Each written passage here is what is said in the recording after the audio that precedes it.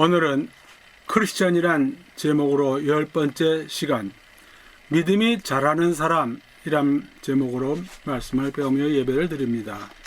고린도 후서 10장 15절과 데살로니가 후서 1장 3절 말씀 드리겠습니다. 우리는 남의 수고를 가지고 분수 이상의 자랑을 하는 것이 아니라 오직 너희 믿음이 자랄수록 우리의 규범을 따라 너희 가운데서 더욱 풍성하여지기를 바라노라. 형제들아, 우리가 너희를 위하여 항상 하나님께 감사할지니 이것이 당연함은 너희의 믿음이 더욱 자라고 너희가 다 각기 서로 사랑함이 풍성함이니라. 아멘. 크리스찬이란 어떤 사람인가? 오늘 10번째 시간으로 믿음이 자라는 사람이라는 제목으로 말씀을 배웁니다. 크리스찬이란 모두 믿는 사람들이지요. 이것을 오늘 다루는 이유는 믿음이 크리스찬이 되는 첫 번째 일이지만 계속해서 살아가는 동안에 믿음이 성장해 가야 한다는 것을 우리가 알고 기억해야 하는 주제이기 때문입니다. 한번 믿는다고 해서 그것으로 다 된 것이 아니고 계속해서 배우고 실행하면서 믿음이 자라가야 한다는 것입니다. 믿음은 구원을 받게 하고 또한 성장해 가면서 우리의 믿음이 또한 성장하면서 하나님을 더 깊숙이 알고 하나님을 더욱 사랑하게 되기 때문입니다. 예수님께서 오신 이후, 즉 신약 성경에서 믿는다는 단어가 믿음에 대한 개념이 널리 퍼졌습니다. 구약에서는 38번 나오고 신약에서는 254번 나옵니다. believe 혹은 believed, believer, believers 동사가 나옵니다. 그래서 크리스찬 하면 그리스도에게 속한 사람 또는 믿는 사람으로 쓰여집니다. 오늘 무엇을 믿는 것인지 어떻게 믿는 것인지 알아보려고 합니다. 성경은 먼저 믿음이 모든 사람의 것이 아니라고 말씀하고 계십니다. 데살로니가 후서 3장 2절 또한 우리를 부당하고 악한 사람들에게서 건지소서 하라. 믿음은 모든 사람의 것이 아니니라. 모든 사람이 믿지 않습니다. 이것을 우리가 알고 지내야 합니다. 이 귀한 믿음을 가지게 된 사람들의 출발은 어떠한가 보면은 대부분의 사람들이 영적으로 줄이고 목마르면서 자기에게 부족한 것이 있다는 것을 느끼는 때를 지나갑니다. 배고프지 않은 사람에게 아무리 좋은 음식을 놓아도 손대지 않는 것과 마찬가지로 영적으로 줄이고 목마르지 않은 사람은 영적인 일에 관심이 없습니다. 이 부족한 것을 채울 수 있는 것이 자기 자신에게 없다는 것을 깨닫는 것이 필요합니다. 그러면 이제 겸손해질 수 있지요. 자기에게 없는 것이 있으니까 이 부족한 것을 채우고자 하려고 하는 사람 하는 것이 이 믿음의 출발입니다. 이러한 것은 배고프고 목마르고 이렇게 되는 것은 하나님의 역사라고 믿습니다. 경제적, 사회적, 정치적 어려움이 있을 때 사람들이 영적으로 줄이고 갈급해지는 경우가 많이 있습니다. 자신과 혹은 가족에게 어려움이 생길 때도 마찬가지로 영적으로 부족하다는 것을 경험합니다. 이런 경우에 하나님을 찾는 수가 많습니다. 이번 코로나 바이러스도 이로 인해서 갈급해지고 믿음을 갖게 되는 사람들이 있을 것으로 믿습니다. 돌이켜보면 한국 전쟁은 많은 사람들에게 예수 그리스도를 찾고 믿게 하는 계기가 되었다고 생각을 합니다. 일본도 2차 대전에 패망하면서 예수님을 믿고 받아들일 기회가 있었는데 곧바로 한국 전쟁의 보급기지로 경제가 호전되면서 그들은 그 기회를 놓쳤다는 생각을 합니다. 역시 하나님의 주권적 역사입니다. 믿음을 찾기 전에 경험하는 것, 자신이 목마르다는 것, 배고프다는 것. 마태복음 5장 6절 의에 줄이고 목마른 자는 복이 있나니 그들이 배부를 것이며, 누가복음 6장 21절 지금 줄인 자는 복이 있나니 너희가 배부름을 얻을 것이며 지금 우는 자는 복이 있나니 너희가 웃을 것이며. 줄이고 목마른 것을 경험하고 구할 때 이들이 채워주게 되고, 채워주시는 분이 예수 그리스도이신 것을 알고서 믿게 되는 것이 절대적으로 필요한 일입니다. 요한복음 6장 35절 예수께서 이르시되 나는 생명의 떡이니 내게 오는 자는 결코 줄이지 아니할 터이요 나를 믿는 자는 영원히 목마르지 아니하리라. 예수님께 오는 자는 결코 배고프지 아니하고 목마르지 아니할 것이라고 예수님께서 말씀하시고, 이것은 예수님의 약속입니다. 믿음에 대한 설명이 시간이 지나면서 변화되고 발전되어 온 것을 봅니다. 즉 시간이 지나면서 하나님께서 은혜를 더해 주시면서 우리가 믿는 것이 무엇인지를 더 잘 알게 해 주셨습니다. 알렉산드리안 주 100년대 믿음과 지식은 다르다는 것을 가르쳤고, 어거스틴은 자기는 알기 위해서 믿는다고 했습니다. 역시 믿음과 지식이 다르다는 것을 인정한 것이지요. 중세 때에는 안에 있는 믿음이 바깥으로 표현되고, 이러한 내용을 가르쳤고, 종교개혁 때 칼빈은 칭의 받는 믿음은 예수 공로 안에서 주시는 것을 받는 도구다. 즉 믿음은 은혜를 받는 팔 같은 역할을 한다. 도구의 역할을 한다고 했습니다.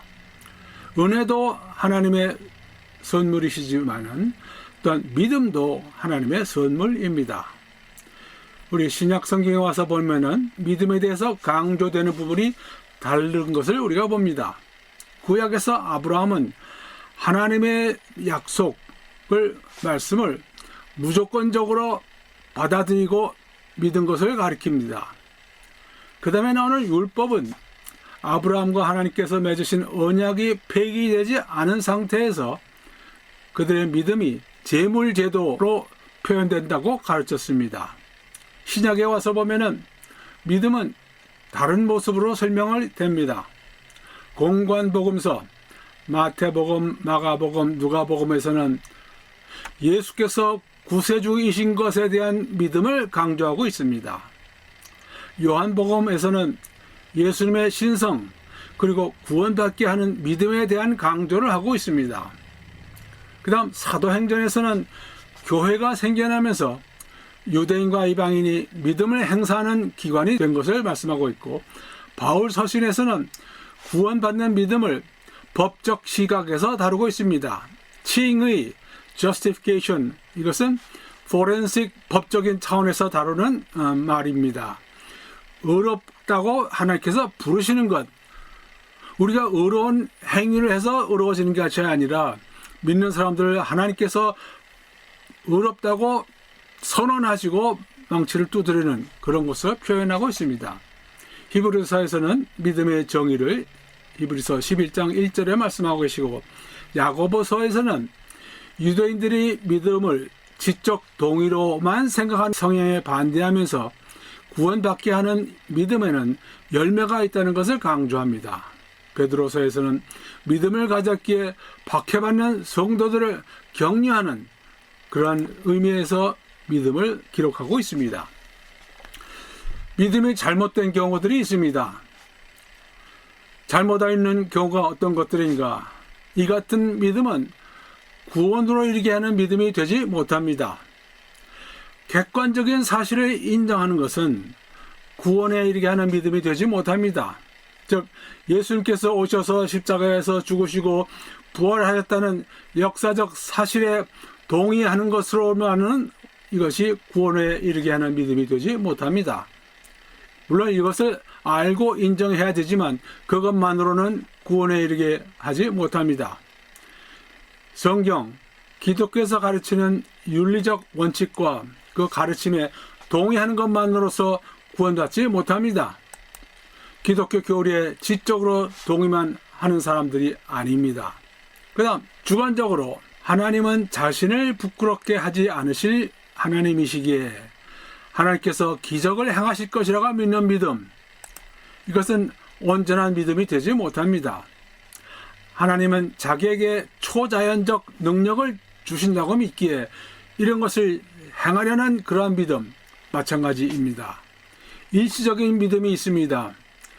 비행기가 추락할지 모른다고 생각하면서 기도하는 그런 믿음, 물론 하나님께서 들어주실 수 있지만 이것은 구원받은 것을 가리키는 온전한 믿음이 되지 못합니다. 예수님께서 비유로 말씀하실 때 씨가 돌밭에 뿌려진 경우에 기쁨으로 받지만 환난과 박해가 일어나면 없어지는 믿음, 이러한 일시적인 믿음은 구원으로 이르게 하지 못합니다. 구원받게 하는 믿음의 세 가지 요소를 우리가 배우려고 합니다. 구원받게 하는 믿음은 마음에 자리 잡고 있는 믿음, 거듭난 생활에 뿌리를 두는 믿음이 됩니다. 성령님께서 그 마음에 역사하셔서 생기게 하는 확신, 복음의 진리와 그리스도의 약속을 중심으로 의지하는 믿음이 됩니다. 우리가 전에 배웠습니다. 인격이란 말을 할 때 우리 사람의 인격을 세 가지로 나누어 볼 수 있다고 했지요. 지, 정, 의. 구원받게 하는 믿음도 세 가지 측면에서 나누어 보면 꼭 맞습니다. 즉 믿음은 이 세 가지 인격적 요소가 모두 작용하면서 믿는 것을 말합니다. 먼저 지적, 로마서 10장 9절, 내가 만일 내 입으로 예수를 주로 시인하며 또 하나님께서 그를 죽은 자 가운데서 살리신 것을 내 마음에 믿으면 구원을 받으리라.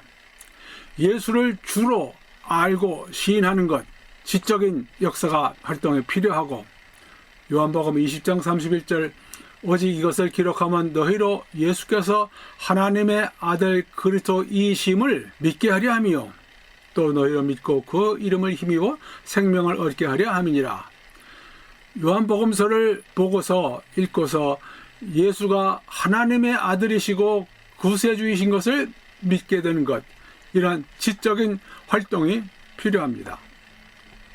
믿음이란 이러한 명제를 받아들이고 자기 지식으로 받아들이는 것으로부터 시작을 합니다. 누구든지 주의 이름을 부르는 자는 구원을 받으리라. 그런즉 그들이 믿지 아니하는 일을 어찌 부르리요? 듣지도 못한 일을 어찌 믿으리요? 전파하는 자가 없이 어찌 들으리요?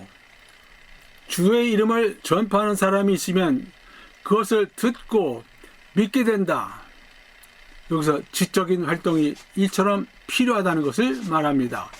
믿음을 가진 사람은 동시에 지식도 가지고 있는 사람을 말합니다. 골로새서 3장 10절, 새 사람을 입었으니 즉 믿고 구원을 받았으니 이는 자기를 창조하신 이의 형상을 따라 지식에까지 새롭게 하심을 입은 자니라. 지식이 새로워진 사람을 가리킵니다. 지식은 믿음의 일부입니다. 세 가지 요소 중에 하나입니다.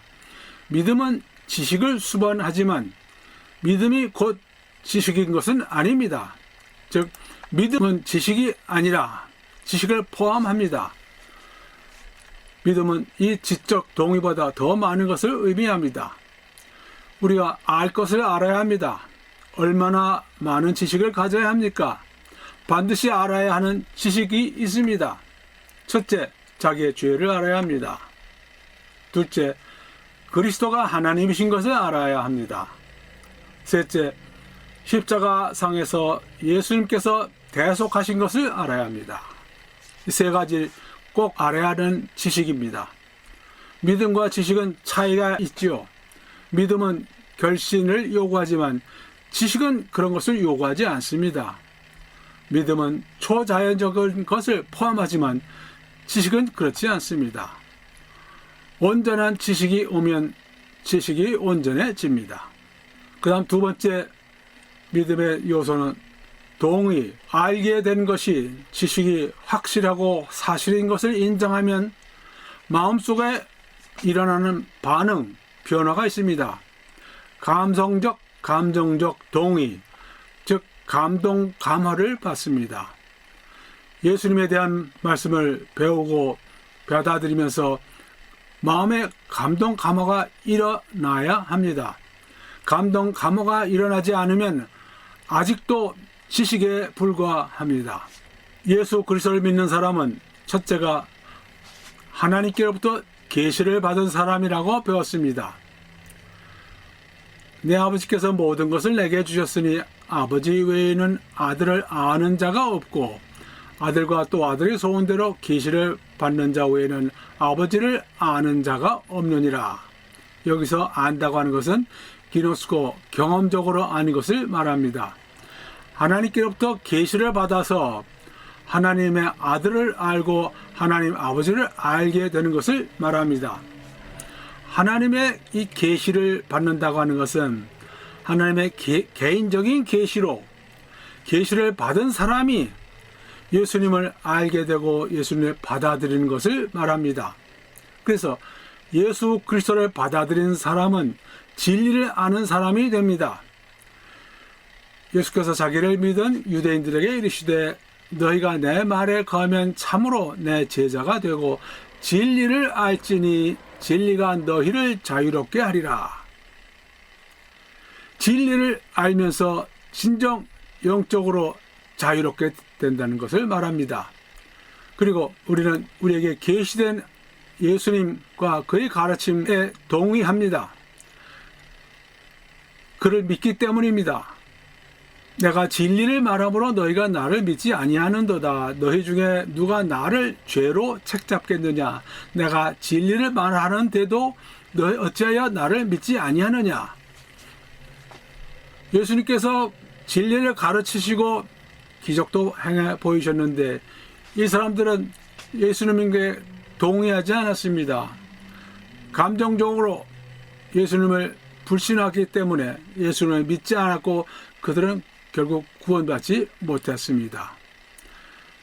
내가 내 아버지 안에 거하고 내 아버지께서 내 안에 계심을 믿으라. 그렇지 못하겠거든 행하는 그 일로 말미암아 나를 믿으라. 그들은 믿지 않았습니다. 예수님의 가르침과 모든 행하심 기적을 보고도 그들은 감동받지 않았고 예수님을 의존하지 않았습니다. 세 번째 믿음에 필요한 요소가 의지입니다.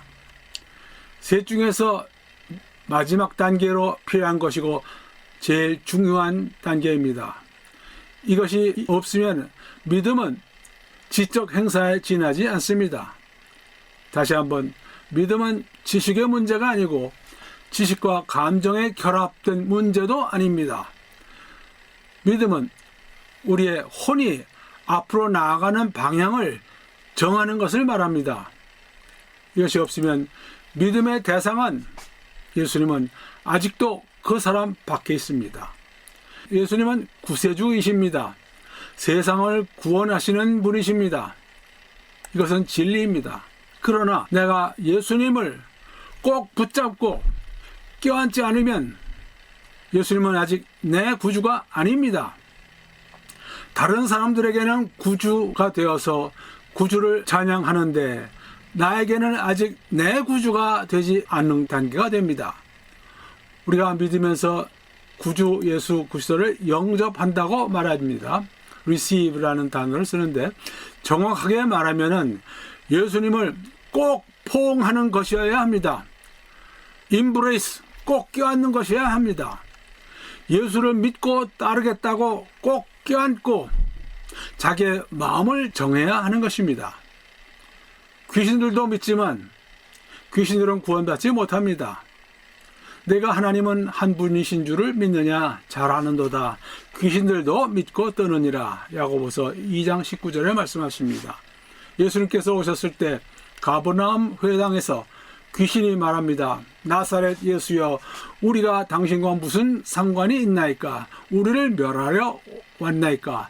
나는 당신이 누구인 줄 아노니 하나님의 거룩한 자니이다. 마가복음 1장 24절과 누가복음 4장 34절에 말씀하고 있습니다. 이 귀신은 나사렛 예수가 하나님의 거룩한 자인 줄을 알고 그것을 고백하지만 예수님의 구주로 영접할 수가 없기에, 허락하지 않으셨기에 이들은 구원받지 못합니다. 가다라 지방에서 군대 귀신 들린 자가 말합니다. 마태복음 8장 29절, 이에 그들이 소리질러 이르되 하나님의 아들이여 우리가 당신과 무슨 상관이 있나이까? 때가 이르기 전에 우리를 괴롭게 하려고 여기 오셨나이까? 마찬가지입니다. 이 귀신 또한 구원받지 못합니다. 예수 그리스도가 누구인 줄을 알고 고백을 하지만 이들은 예수 그리스도를 구주로 껴안을 수가 없었고, 따라서 그들은 구원받지 못하는 것입니다. 그리스도를 주님으로 인격적으로 받아들이고 의지하면서 그 안에서 살기로 결정하는 것이 믿는 사람의 믿음이고, 그것이 구원으로 이르게 하는 믿음입니다. 요한복음 3장 15절, 이는 그를 믿는 자마다 영생을 얻게 하려 하심이니라. 하나님이 세상을 이처럼 사랑하사 독생자를 주셨으니 이는 그를 믿는 자마다 멸망하지 않고 영생을 얻게 하려 하심이라. 요한복음 6장 40절, 내 아버지의 뜻은 아들을 보고 믿는 자마다 영생을 얻는 이것이니 마지막 날에 내가 이를 다시 살리리라. 예수님이 구세주이신 것을 믿기만 해가지고는 구원받지 못합니다. 예수님을 꼭 포옹하는 결단, 결심이 필요합니다. 이것이 다른 사람들에게 되는 구주가 내게도 구주가 되기 위해서 필요한 것입니다. 이것은 예수님을 바라보고 의지하고 기대는 결정이 되는 것입니다. 영접하는 자, 곧 그 이름을 믿는 자들에게는 하나님의 자녀가 되는 권세를 주셨다. 요한복음 1장 12절, 수고하고 무거운 짐진 자들아 다 내게로 오라, 내가 너희를 쉬게 하리라. 이것은 그냥 예수님께 오는 것이 아니지요.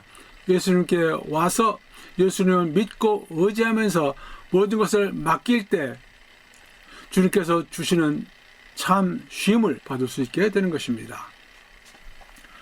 이 세 가지를 가상적인 예를 들어서 설명한 것이 몇 년 전 테이블 톡이라는 잡지에서 보았습니다. 한번 들어보십시오. 세 사람이 아무 준비도 하지 못한 상태에서 큰 쥐레밭 가운데 떨어졌습니다. 무슨 훈련이라고 생각하셔도 좋겠습니다. 한 사람은 자기가 좋다고 생각되는 방향으로 그냥 걸어가기 시작했습니다. 어디에 지뢰가 있는지 알지도 못하면서 지식도 없이 행하는 무모한 행동이라고 할 수 있겠죠. 이제 이 나머지 두 사람 위에 헬리콥터가 나타났습니다. 헬리콥터에 있는 사람이 말을 하기를 이 지뢰밭을 통과해 나가는 길을 알려주겠다고 말합니다. 두 번째 사람은 그 사람의 말을 듣고 따라가기 시작했습니다. 이 사람은 헬리콥터에서 한 사람의 말이 사실이라고 듣고 받아들인 것입니다. 그것이 사실인지 아닌지 확인해 보려고 하지 않았습니다. 이것도 올바른 행동이 아니라고 생각을 합니다. 세 번째 사람은 이 헬리콥터에서 한 사람의 말이 사실인지 어떻게 믿을 수 있느냐고 그 사람에게 묻습니다. 그가 어떻게 지뢰밭을 빠져나가는 길을 알게 되었는지 묻습니다. 왜 그를 도와주려고 하는지 묻습니다. 도와주려고 알려주는 그 길이 얼마나 정확한 방법인 줄을 확신하느냐고 믿습니다. 다른 사람들의 경험을 내가 알려줄 수 있느냐, 다른 사람들을 구해준 적이 있느냐 묻습니다.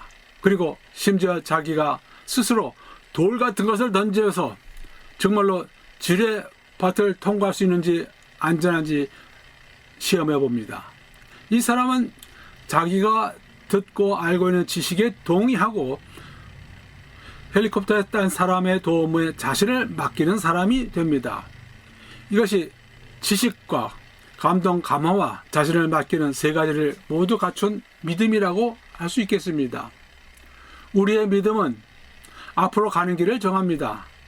세 번째가 특별히 중요합니다. 의지적으로 예수님을 주님으로 믿고 따르고 순종하겠다고 하는 것입니다. 우리가 이 헬리콥터 지뢰밭 얘기를 들으면서 우리는 많은 사람들이 기독교라는 이름만 갖고 있으면 따라가는 것을 우리가 봅니다.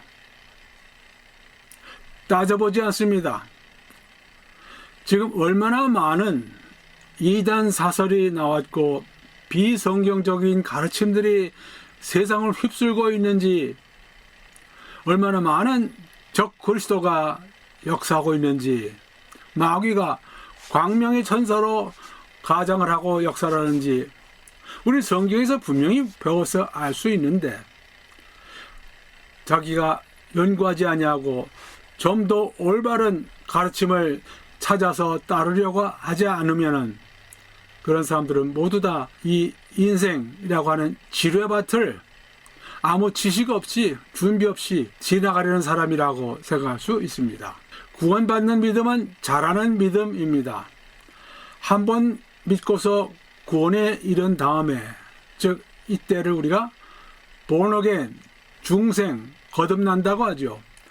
거듭났으면 어린아이입니다. 성경에서 어린아이로 취급합니다. 이 어린아이가 첫 하나님 말씀을 먹으면서 자라게 되었습니다. 믿음이 자라는 것입니다. 그래서 고린도후서 10장 15절, 오직 너희 믿음이 자랄수록 우리의 규범을 따라 너희 가운데서 더욱 풍성하여지기를 바라노라.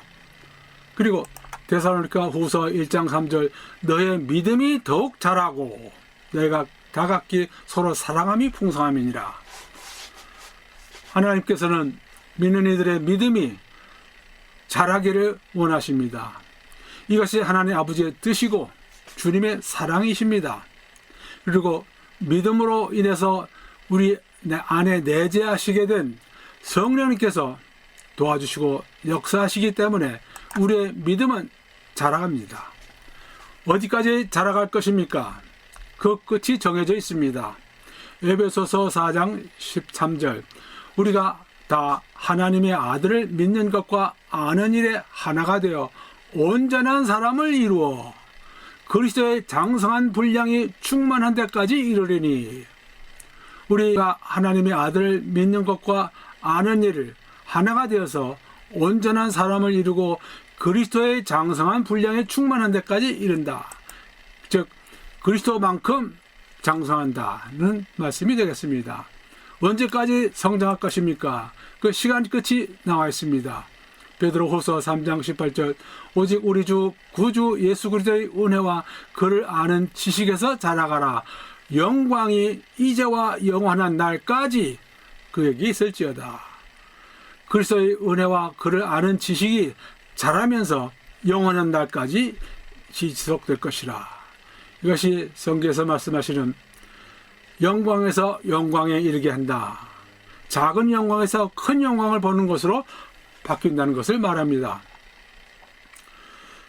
우리가 처음에 교회를 시작하기 전에 한 것이 성경 공부였습니다. 금요일 저녁 좀 한가할지 싶은 시간에 성경을 공부했습니다. 이렇게 시작한 이유는 교회를 다니면서 기본을 배우지 못한 분들이 많다고 느꼈기 때문입니다. 교회에 출석하고 설교 들으면서 신앙의 체계를 잡지 못한 사람이 많았다고 생각했기 때문입니다. 지금도 이런 것을 봅니다. 믿으시면 아멘 하십시오. 무엇을 알고 무엇을 믿는지 모르면서 아멘 아멘 하는 사람이 많을 것이라고 추측합니다. 그 다음 성경이 하나님 말씀이라고 알지 못하는 사람이 많다고 느꼈기 때문입니다. 제가 배우면서 보니까 성경 말씀은 하나님 말씀이기에 정확하고 정밀하고 사람이 이치적으로 얼마든지 따질 수 있는 부분이 있다고 생각을 했습니다. 하나님께 속한 부분은 우리가 알 수가 없고 그 부분을 제외하면 우리에게 무리가 아니고 우리가 이치적으로 따지면서 배우고 받아들일 수 있는 부분이 많다고 생각을 했습니다. 그 전에 저는 하나님 말씀이 깨달아지면서 얼마나 기뻤는지 모릅니다. 그래서 그 기쁨을 전하고 나누어 드리려고 성경 공부도 시작하고 했던 것입니다. 지금도 마찬가지입니다. 성경을 자세히 더 배우면서 보니까 많은 교단, 교파에서 하나님 말씀과 틀린 내용을 받아들이고 가르치는 것을 봅니다. 현 시대에 그런 오류들이 모두 교정될 가능성은 없어 보입니다. 다만 우리가 그런 것을 볼 수 있게 해주신 주님께 감사드리며 우리가 할 수 있는 대로 올바른 것을 전하게 되기만을 바랍니다. 크리스찬이라고 생각하지만 부족한 것 많고 틀린 것도 있을 수 있습니다. 우리가 그것으로 인해서 갈급해져서 주님께 의지하고 그 부족한 것을 채우게 되도록 기도드리면 주님께서 허락하시고 인도해 주실 것으로 믿습니다. 자, 결론을 말씀드리자면은 참 믿음, 구원으로 이르게 하는 믿음, saving faith를 갖는데 세 가지가 필요하다고 배웠습니다. 먼저 지식에서 출발을 합니다. 성경에서 지식으로 배우고 그 다음에 마음의 감동을 받습니다. 우리 죄인들에게 공감을 주고 우리에게 감동을 주시는 우리 주님의 말씀이고 주님의 역사입니다. 세 번째, 우리가 결심을 합니다. 의지적으로 주님께 감사드리고 주님을 껴안고 주님 말씀에 순종하고 살아가겠다는 결심을 하는 것입니다. 이렇게 해서 믿고 구원받은 사람의 믿음은 성장합니다. 하나님을 아는 지식이 더 넓고 깊게 성장하고 우리가 그리스도의 역사로 감동받는 경우가 많아지고 다른 하나님의 역사에 감동받는 경우가 많아집니다. 그래서 우리는 주님을 더욱 사랑하려는 결심이 세워집니다. 더욱 확실하고 튼튼한 하나님의 자녀, 하나님의 일꾼들이 되는 것입니다. 하나님은 인격적 하나님이십니다. 즉 우리 사람들처럼 지, 정, 의 세 가지를 다 가지고 계신 하나님이시기에 우리 사람들에게 역사하시면 우리의 지, 정, 의가 모두 다 움직이면서 믿게 되고 감동되고 주님을 향하는 마음이 생기고 그러한 결심을 하게 되는 것입니다. 한 가지라도 부족하면 온전한 믿음 되지 못할 수 있고 그 정도가 심하면 구원에 이르게 되지 못할 수도 있을 것입니다. 각자 부족한 것을 기도하고 구하면 주님께서 온전하게 되도록 채워주시면서 인도하실 것입니다. 믿음이 성장하도록 인도하실 것입니다. 여러분 모두 다 이렇게 되시기를 간절히 빕니다. 다 같이 기도하시겠습니다. 하나님 아버지, 저희들에게 믿음 갖기 원하는 마음을 주시고 지금까지 인도하시면서 주님을 믿고 아는 일에 잘하도록 은혜 내려 주신 것에 감사를 드리옵나이다. 저희 한 사람 한 사람 주님의 장성한 분량까지 충만하게 되어 주님 앞에 설 때에는 착하고 충성된 종으로 서게 되기를 원하옵나이다. 도와주시옵소서. 감사드리며 예수 그리스도 이름으로 기도드리옵나이다. 아멘.